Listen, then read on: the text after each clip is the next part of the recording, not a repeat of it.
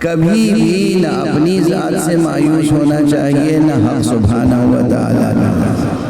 مایوسی کفر ہے، مایوسی سے بڑا کوئی کفر نہیں ہے۔ وہ پروردگار جو سخت پتھر سے پانی کے لطیف چشمے جاری کر سکتا ہے۔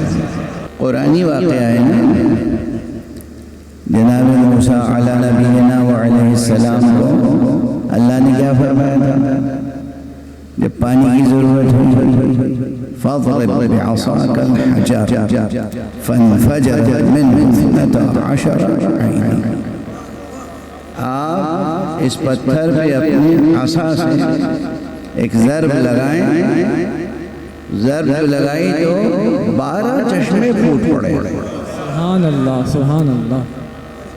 پتھر سے 12 چشمے پھوٹ پڑے، پتھر سے، سخت پتھر سے 12 چشمے پانی کے پھوٹ پڑے ہیں نا۔